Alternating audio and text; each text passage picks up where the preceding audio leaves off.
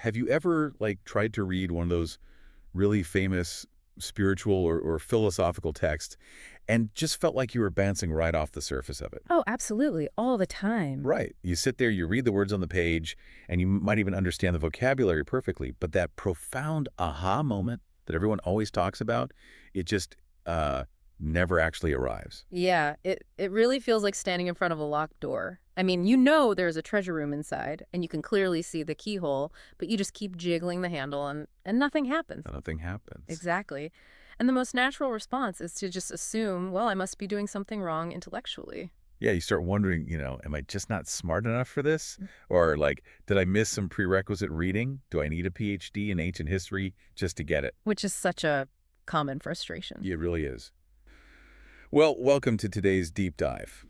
Today we are looking at a translated excerpt by Shuofeng, and it's titled Cultivate True Essence and True Spirit. Great talent and virtue will manifest. That's a heavy title. It is, yeah. But the mission of our deep dive today is to explore this truly fascinating philosophical framework inside it. It essentially claims that the key to unlocking the universe's greatest mysteries isn't about having a high IQ. Right. It's not about years of academic study or, memorizing ancient languages. Instead, it requires this really radical, empathy-driven shift in how we view our fundamental relationship with the rest of humanity. And that completely flips the standard approach to learning, doesn't it? Because, I mean, we are trained to think of understanding as this process of accumulating data. Like cramming facts. Exactly, cramming facts into our brains until a picture finally forms. But the premise we are exploring today suggests the solution actually lies in preparing the vessel of the mind itself. The vessel. Yeah, if the shape of your consciousness isn't aligned correctly, the knowledge simply cannot take root. It doesn't matter how many times you scan the words. It's sort of like trying to run a massive, complex, modern video game on a 30-year-old operating system. Oh, I like that. Yeah, the data is all there, right? But the hardware of the ego just completely crashes trying to render it. Okay, let's unpack this.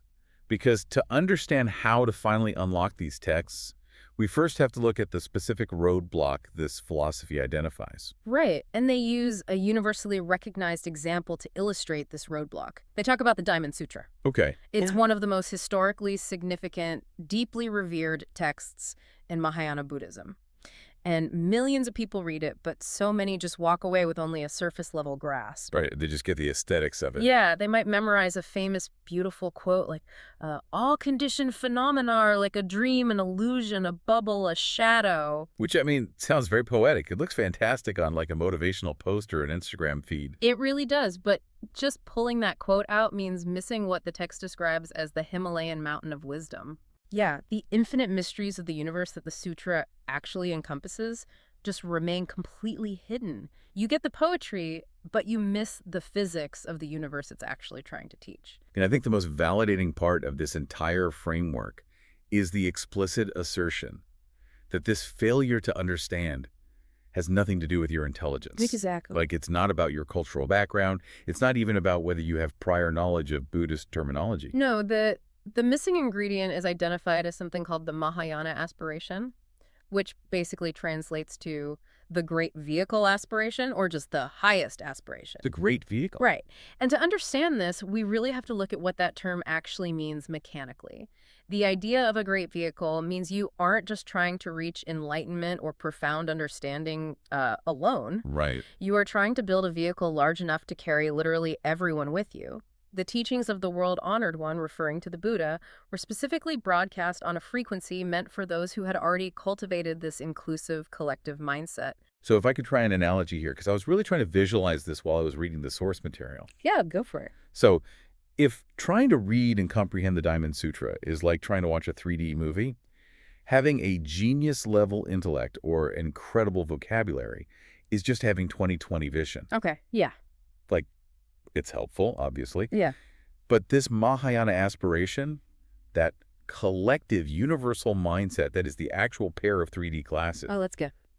Without those glasses, the movie is just a blurry, overlapping mess, no matter how perfect your eyesight naturally is.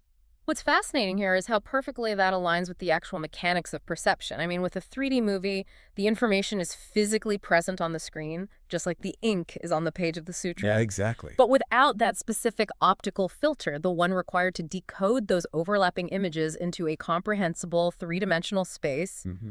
your brain just cannot process the It depth. just can't do it. Right. And this framework asserts that without the Mahayana aspiration, it is a mechanical impossibility to understand. It is not a personal failure of intellect. You simply just don't have the filter equipped. Okay, so if this Mahayana aspiration is the pair of 3D glasses, we absolutely need to see the universe clearly. The obvious next question is, how do we actually manufacture those glasses? Right. Because we certainly aren't born wearing them, you know? We definitely are not. And this is where we transition from abstract theory into a highly specific and, frankly, pretty grueling mental exercise. Oh yeah, it's intense. It is. The philosophy provides a two-part method to completely reset your internal coordinates and benchmarks for how you view the world. Yeah, and step one is what we can call the perspective of the parent. Mm. And I really want to emphasize to you listening the massive scale of what is being asked here. It's huge. You are asked to envision yourself as the literal father or mother to everyone on Earth, not just your actual kids, not just your friendly neighbors, everyone. The inclusivity required here leaves literally zero room on loopholes. You must genuinely view people of all races as your precious children. Yeah. The framework actually specifically lists diverse and often historically clashing ideologies and faiths. It says Muslims, Christians, Buddhists, communists, and others, they are all your family. And you can't just pay lip service to this either. Like, this must come from the heart, not just in words. Right, it has to be genuine. You have to genuinely wish for all these billions of people to live harmoniously. You have to wish for them to be happy, well-fed, clothed, rested, and critically, that they are not harming or exploiting nature. It demands this totalizing sense of maternal or paternal care projected onto the entire globe.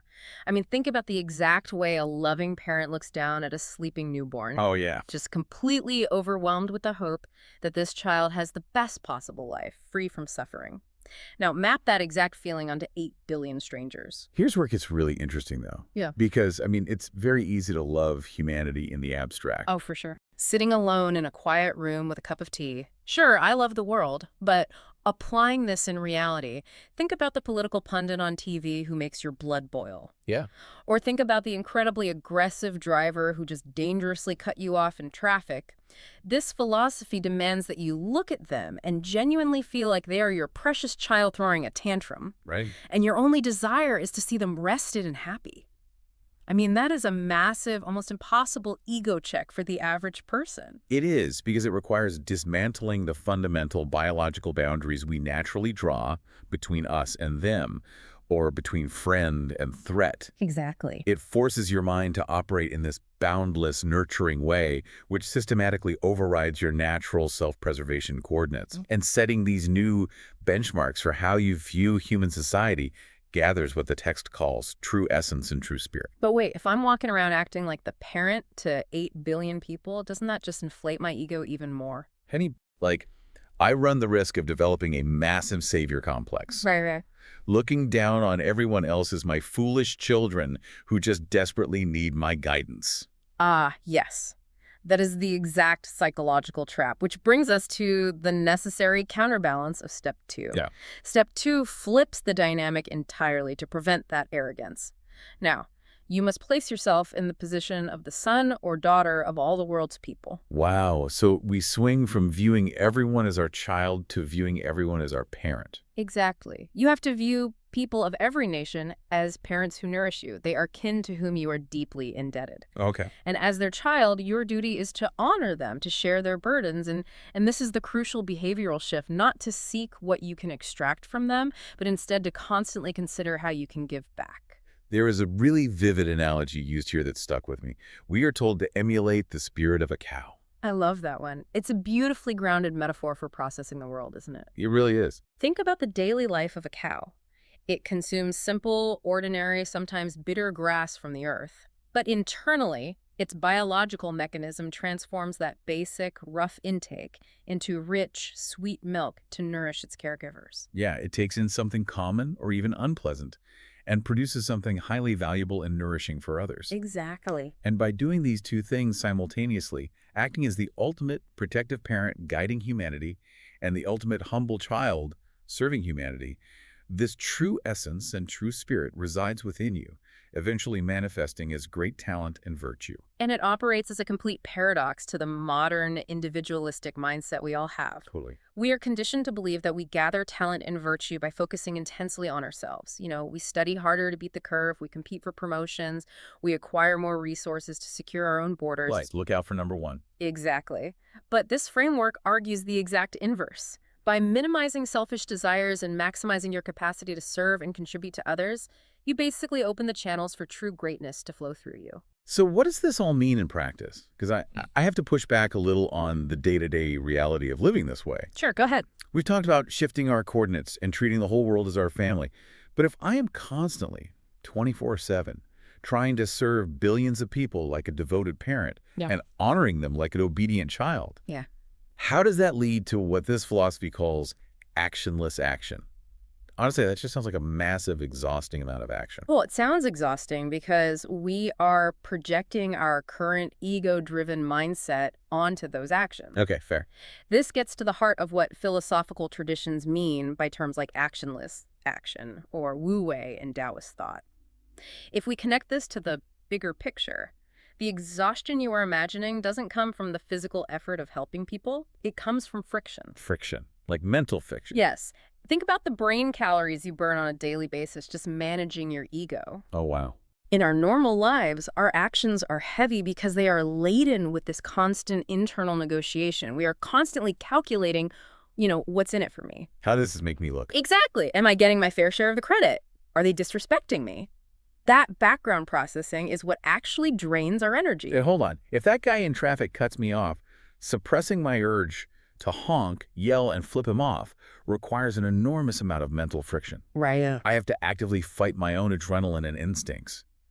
My jaw is clenched. How on earth is that frictionless? That is a perfect distinction to make, actually. What you are describing is suppression. Suppression, okay. Suppression is incredibly exhausting because your worldview hasn't actually changed. You still view that driver as a threat or an enemy, but you are forcefully clamping down on your reaction just to appear polite or spiritual. Yeah, I'm just holding it in. Exactly. Actionless action isn't about suppressing your anger. It's about a paradigm shift where the anger never triggers in the first place. Because of the parent coordinate. Exactly. Think about it like this. Imagine a 2-year-old toddler throws a toy at your head because they are tired and cranky. Okay. You don't have to suppress a burning rage to avoid screaming at the toddler. You just feel compassion because you understand their limitations. Your love for them overrides the offense. Oh, that makes sense. A mother doesn't calculate the return on investment when she comforts her crying baby, and she doesn't feel friction doing it. It is entirely spontaneous. Yeah. So when you genuinely adopt the Mahayana aspiration, when you view the guy in traffic as an exhausted, stressed out child in your global family, the heavy lifting of the ego simply vanishes. You don't get angry, so there's nothing to suppress. I see. So it's the removal of the self-preservation instinct that makes life effortless. It becomes as natural as breathing. It does. And achieving this state is described as incredibly expansive. The language used in the text is sweeping. It says, the universe can fit within your chest, the earth can rest upon your palm. Wow. It gives you this massive zoomed out perspective. Yeah. And this is the payoff. This is where we circle back to the locked door from the beginning of our deep dive. With this new, frictionless, perfectly empathetic mindset, with those 3D glasses firmly on your face, suddenly the deepest texts unlock. They do. In this state, the promise is that you'll finally understand the Diamond Sutra. Not just quote it, but actually comprehend its vast structural depths. Yeah. And furthermore, it posits that you will comprehend the deepest teachings of Jesus Christ and grasp the wisdom and spirit of Lao Tzu. It acts as like a universal skeleton key to all major spiritual wisdom. Exactly. Because from this perspective, all those great historical teachers were speaking from that exact same coordinate of universal love and selflessness. Right. If you aren't standing on that same mountain peak looking at the exact same view, you just can't truly hear what they are describing. And this leads into the broader context of the source material. This mental shift isn't just a life hack for feeling less stressed in traffic. No, definitely not. It outlines that achieving this state helps you understand the purpose of something called Lifechanyuan. Right. Lifechanyuan represents the broader ecosystem or era that this philosophy ultimately aims to initiate. Okay. It is described as a paradigm that promotes revering the greatest creator, revering life, and revering nature. Which is entirely logically consistent within the framework we just discussed. Yeah. I mean, if you truly view all humans as your children and parents, it naturally extends to the environment that sustains that family. Naturally. You wouldn't want your family's home polluted or destroyed, hence the reverence for nature. Exactly. And the ultimate aim is massive in scale. The goal is the unification of all faiths, guiding people to what is termed a pure land to enjoy endless life's pleasures. Wow. Yeah, effectively initiating the Lifechanyuan era for humanity. But what is really fascinating is the mechanism of this unification. It isn't through forced dogma or some new set of rigid laws. No, not at all. The premise is that once you adopt this Mahayana aspiration, the authority becomes internal. The text says, even if the guide says nothing, you will know how to speak, act, live, and practice. Right. You don't need a rule book to tell you not to steal from your neighbor if you genuinely view your neighbor as your beloved child. The behavior corrects itself naturally. And there's a quote that really serves as the thesis statement of the entire philosophy. Through our transformation of consciousness, the myriad phenomena of the vast world will change. Yeah. The inner shift effortlessly dictates the outer reality. It places the ultimate responsibility for global change squarely on the shoulders of the individual's internal landscape. It is a very empowering, if daunting, perspective. You don't need to wait for politicians to fix the world. You don't need a new economic system first. Yeah. You start by fixing the vessel of your own mind. Exactly. If millions of people shift their internal coordinates, the external world with all its conflicts, borders, and resource hoarding has literally no choice but to reshape itself to reflect that new reality. It is the ultimate grassroots movement, starting right at the level of individual human consciousness. So let's briefly recap the journey we've been on today. We started with the common frustration of impenetrable wisdom, bouncing off the dense texts of history. Right. And what we've unpacked in this source material is that true understanding of life's deepest mysteries isn't an intellectual conquest. You can't conquer the Diamond Sutra with a dictionary and a highlighter. No, you really can't. It is instead an exercise in radical empathy. By deliberately adopting the mindset of both a nurturing parent and a devoted child to the entire globe, we invite true essence and true spirit into ourselves. Yeah. We remove the psychological friction of the ego, achieving that effortless, actionless action. We change the shape of the container before we try to pour the ocean into it. That is the fundamental requirement for donning those 3D glasses. As we wrap up today's deep dive, I want to build directly upon the most striking image from the philosophy as a thought exercise for you to take into your day. Think about that cow from the metaphor. It eats ordinary, sometimes bitter, tough grass straight from the dirt. But internally, it possesses the unique biological mechanism to transform that rough input into sweet, life-sustaining milk. Yeah. If your daily interactions, the frustrations of traffic, the endless arguments on the internet, the difficult coworkers, the chaotic news cycle, if all of that is the grass you're consuming every single day. And we consume a lot of it. We do. What kind of milk are you currently producing for the people around you? When you process the stress of the world, do you just spit that bitterness back out at your family and friends? Right. Or are you doing the internal alchemy required to transform it into something that genuinely nourishes your global family? Are you elevating your environment, or are you just aimlessly grazing? It demands that we look so closely at our own internal processes. The state of the world isn't just something that happens to us, it's something we are actively digesting and reproducing. Thank you for joining us on this deep dive. Keep questioning your coordinates, keep looking for those 3D glasses, and go explore the world with that Mahayana aspiration. Catch you next time.